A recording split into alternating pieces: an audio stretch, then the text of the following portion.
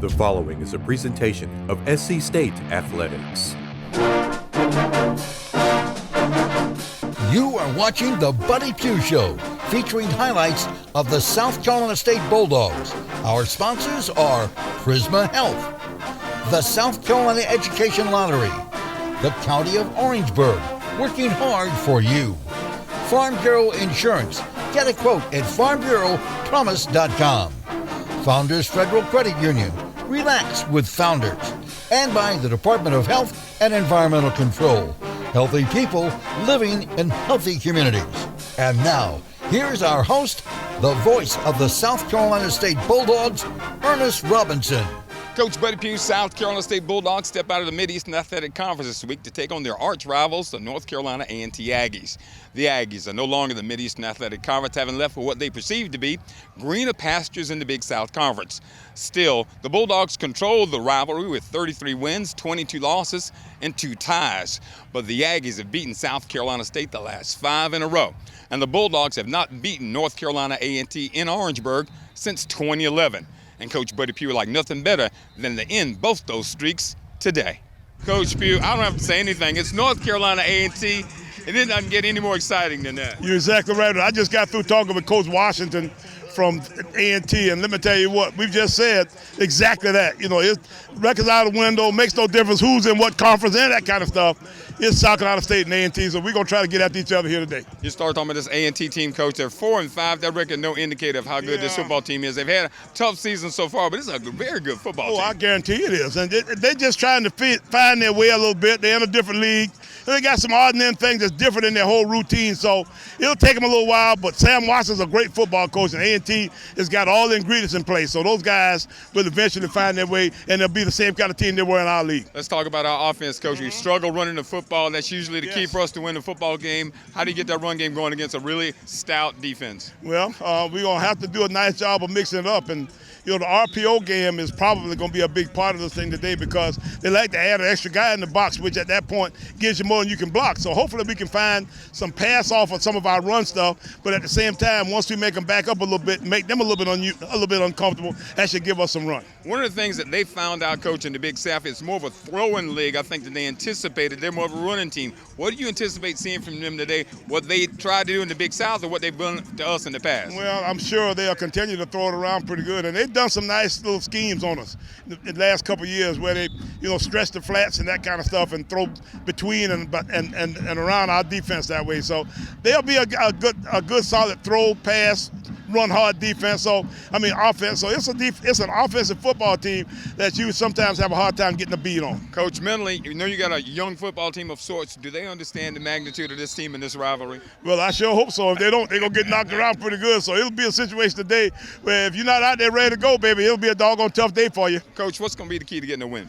Being able to run the football and stop the run, Ernest, as always. All right, Coach, best of luck. Thank you. 39, Andrew Brown approaches. High, deep, end-over-end kick. This is going to be Richard Balo fielded at the 3 on the left side at the 10-yard line. At the 15, Richard. It's hit right at the 15-yard line. He's going to be driven back. Football on the near side. Corey back to pass pressure coming. Throws it out there. Game man out there caught. That is Juan Moody. That's the first down up at the 35-yard line. Still on his feet. Breaks the tackle. Gets up to the 42. Back to pass is Corey. Throws it out in the flat. It is caught. Shaq Davis on the catch. It's another Bulldog first down. Man in motion from left to right. They give it to Martin. Over to the right side. Martin wrapped up, brought down, tackled up, fumbled the football. It's recovered by Martin, but Patrick Godbolt tackled him from the behind the line of scrimmage back at the 5-yard line. Back to pass is Fowler. Fowler in trouble in the end zone. Fowler wrapped up. Fowler just barely gets out of the end zone. He may be at the half-yard line. Nearly sacked over there. They hand it to Kendrell Flowers. Flowers gets the first down and more at the 50, at the 45, at the 40. Knocked out of bounds. Fowler. Handoff inside. Cut down in the backfield is Jermaine Martin. Another tackle for loss. This time in there for the Bulldogs. That was B.J. Davis, their quarterback. Gives it to Jermaine Martin over the left side. Martin is wrapped up, brought down in the backfield. That was Shaheem Halterwanger with the tackle for loss back at the 17-yard line. Back to pass is Fowler. Fowler looks left. Fowler in trouble. Fowler slips down. Kendrell Moutry with the sack back at the 5-yard line. Shotgun snap. Fields fumbles the football. Fields picks it up, gets the first down and more at 35, at the 30, cuts back at the 25. Fields down to the 20-yard line. Snap's good. Gavin throws in. It is up. My goodness, did Gavin hit that? He had drilled that from 38 yards out. Gavin Zimmerman drills it from 38 yards out, and the Bulldogs are on the board. Zimmerman gets it off. It's going to be a short kick. It's going to be fielded by Cook at about the 13. At the 15 goes left now. Cook trying to get outside. Cook gets a block from Tootin. Cook's got some room. And it's going to be gone, Bill, at the 45-40, 35-30. It is the kicker. It is Vereen, and it was that Gavin that got down there? Toe is in it. It is up, and it is no good. Shotgun snap to Quincy, gives it to Kendrell Flowers. Flowers bursts through. My goodness, Flowers like he was shot out of a shotgun. Gets up to the 49-yard line. Quincy Hill, the quarterback. Quincy gives it to Kendrell again. Kendrell again at the 45, at the 40, at the 35-30, at the 25-20. One man to beat at the 10, 5. Touchdown. Kendrell Flowers, 51-yard run, and the Bulldogs are finally on the board with 6. So, with 7:54 to go here in the first half, South Carolina State jumps on top. It's 10 for the Bulldogs, nothing for the Aggies. Good snap. Roberts takes a couple steps to the right, and it's blocked. And it's recovered by North Carolina A&T. Roberts took a little too long, wasn't expecting, and the Aggies have recovered the football at the 21-yard line. Shotgun snap back to Ifedi. Play action fake.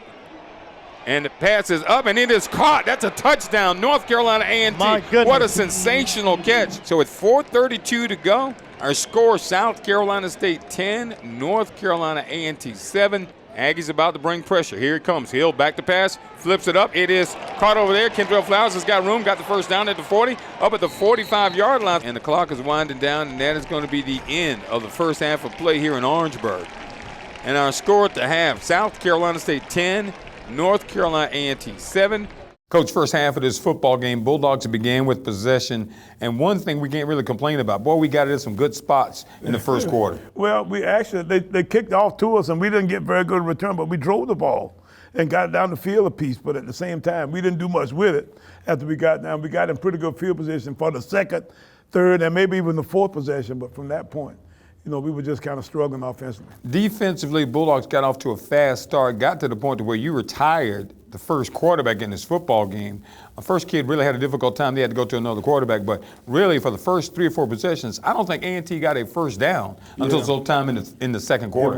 It was over in the second quarter when they got their first down, and our defense is playing that way. They've done a nice job of being consistent in a way that it's hard to do much against them. And when you want to pass, they can rush the passer. When you want to run, they can stop the run. And it was a sad situation in a way where they were eventually starting to get a little bit frustrated with us offensively because people were possession after possession, but we couldn't get much going. And then we finally got something going there toward the end of the middle of the second quarter. And that's when the Bulldogs got on the board. Gavin Zimmerman hit a 38-yard field goal. There wasn't a lot of wind today, Coach. He drove that thing through. It would have been good from 40, 45. It would have been good from a long ways out. I maybe should have kicked another one late on the game, but at the same time, he hit the ball good, and at the same time, we couldn't hit it deep enough to keep it from running back because the big problem we had was after we scored was kicking off to him, and at that point, and they ran back half the kickoffs, half the field all day. Yeah. Tamon Cook had a kickoff return about 65, 70 yards. They get the football down. 1st and 10 on the 20-yard line, but remember we said they didn't get a first down. Shut them down right. They didn't get anything out of those 2 long kickoff returns, one at the beginning of the second half and that one early in the game. So, I've got to really take my hat off to our defense in the way that they played for the majority of the game. Now, the Bulldogs, we've been talking, you hear us on here all the time, talk about struggling offensively, got to run the football. Kendrell Flowers was a different back today. He was. Kendrell had some nice runs, had some big plays, and had some consistent runs too. So it was one of those games where he consistently ran the football in a way that you knew that we had, a good running game going. And then a good football team, good defense. He averaged 10.7 yards per carry every time he carried the football. And of course, South Carolina State eventually get a touchdown when Kendrell goes off 51 yards and shows some speed, Coach. I don't remember ever seeing that speed before. He can run, and he was in a situation there where he had have these runners, we would be, right back behind the 8 ball again. So he saw a chance to score. We had another opportunity later in the game where I thought he was getting ready to break out and go for a long run and score, but they caught him. But now he's got to the point now where he's starting to make some big runs for us. He had 15 carries for 150-some yards. Yeah, it was 160 yards. It was 10-0 for most of the first half, but just as we knew A&T would come back, all of a sudden they get the football back and score on a quick play. A backup quarterback Ifedi threw a dart for a touchdown, 20 yards. Well, the score was after our punt game, kind of cost us in the end. And we were doing a little rollout punt, and one of their guys had gotten into our scheme a little bit, kind of had an understanding of what the call was, and he got through there. He sent somebody through there, and they blocked the kick. Our punter, Dyson Roberts, didn't quite see the guy, and the guy came through and blocked it. And the next play, they got a score. So I felt like it was kind of my deal. I probably should have gone with a regular punt at that point, but it's like anything else. You can always figure out what to do after the fact. It was 10-7 at the half, and that was where the first half ended on Saturday. Bulldogs clinging to a 10-point lead over North Carolina A&T. We'll take a time out here on the Buddy Pough Show. We'll come back with more right after these messages.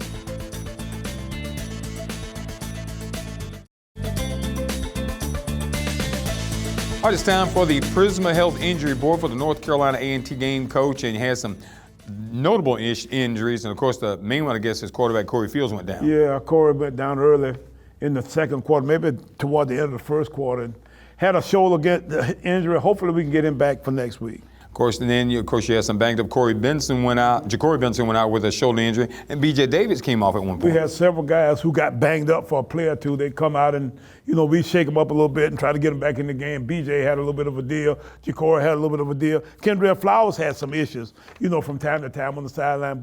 And in most cases, I think all those guys eventually got back and finished the football game. This was a physical football game because North Carolina A&T had them dropping out like flies at one point. Yeah, A&T had more people going out than we did. But now it was one of those kind of deals where, we seem to somehow or another find a way to get those guys back in the game at some point. All right, that is your Prisma injury report for the North Carolina A&T game. We'll take a time out once again here on the Buddy Pough Show. We'll come back with more after this timeout.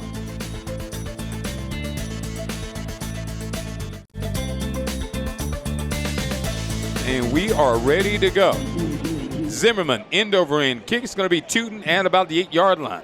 He starts to the right, cuts back to the left at the 20. At the 25, he's got a lane. At the 30, at the 35. Tootin about to lose his footing. Tootin is going to be cut down over there on the tackle. Wolverine.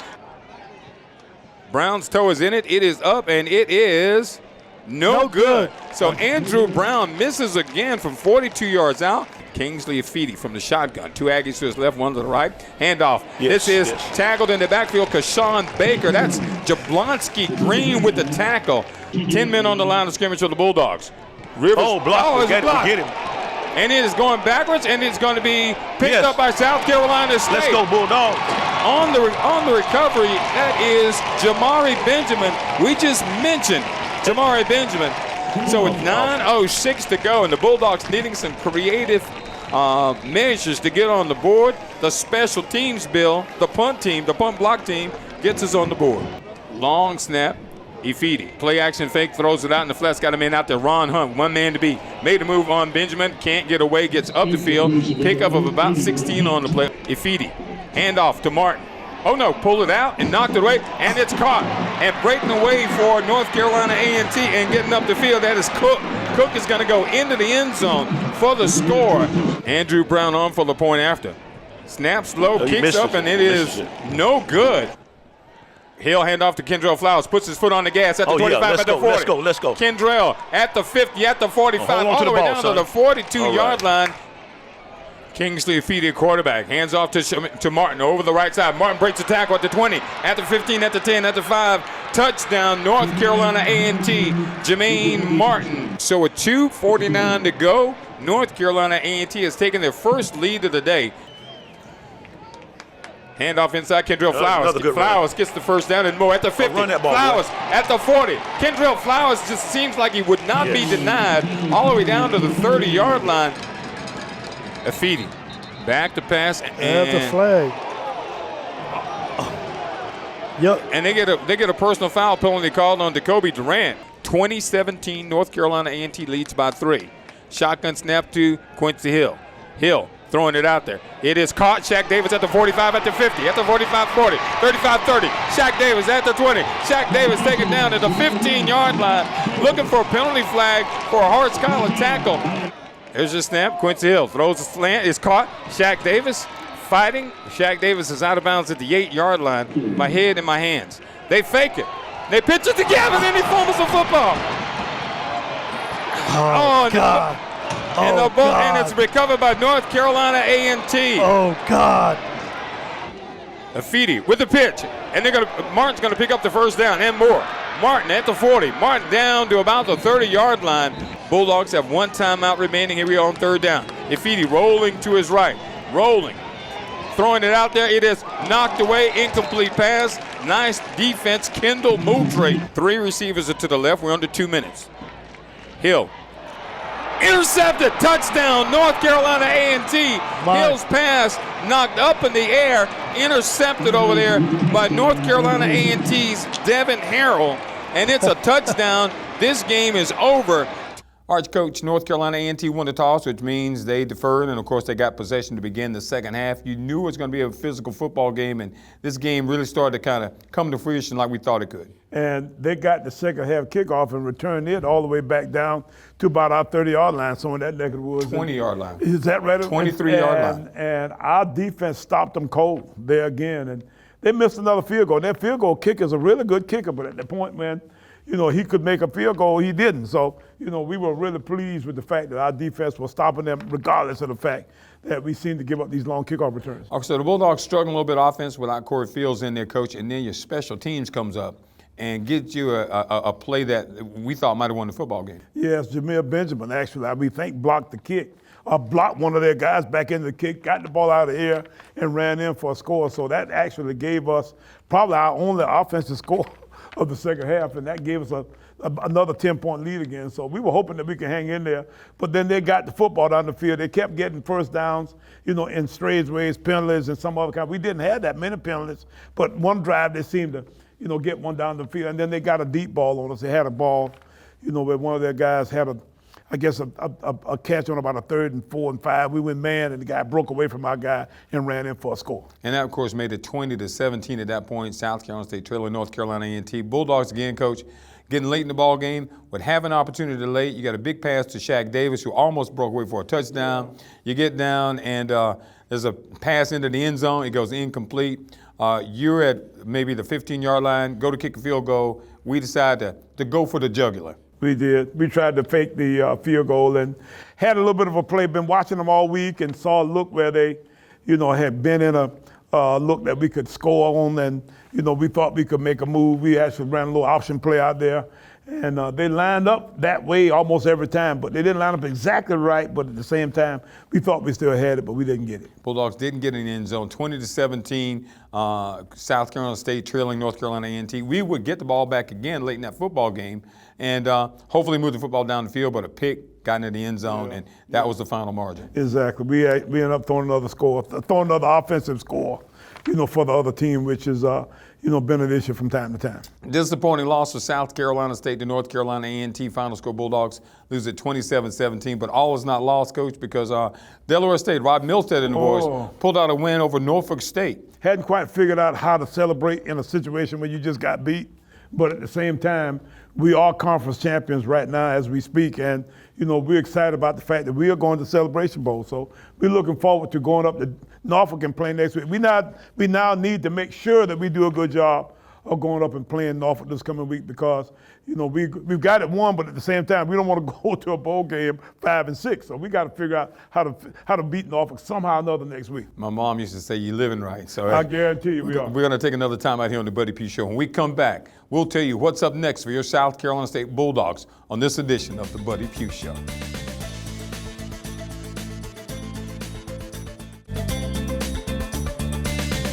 All right, the Bulldogs drop one to North Carolina A&T 27-17, but Coach, with the win of Delaware State over Norfolk State, means South Carolina State will win the MEAC championship with one game to play at Norfolk. But just like you did in this past North Carolina A&T game, you go out trying to win a football game, you're going to Norfolk with that same intention. Yeah, I don't know exactly what we're doing here at this point, but I can tell you what, we're going to Norfolk to try to win a football game Saturday. Now, we've got our work cut out for us. Both of us now are coming off of a loss. Norfolk lost, we're actually 2 games in a row. They lost at Central and at Delaware State. They're going back home now, so I'm sure they're looking forward to going back to the friendly confines of their home stands and that kind of stuff. But we seem to play better on the road, in the conference in particular. So we're going to go back and see what we can do and look forward to playing Norfolk at Norfolk this coming Saturday. Coach, mentally, talk about going into Norfolk. We had this situation 2 years ago. Yeah. 2019, you actually won the MEAC championship, or shared the MEAC championship into Norfolk on the last day of the season. Well, the one thing that you always know, and I talked to one of our ex-players a couple of nights, he said, Coach, we never play good,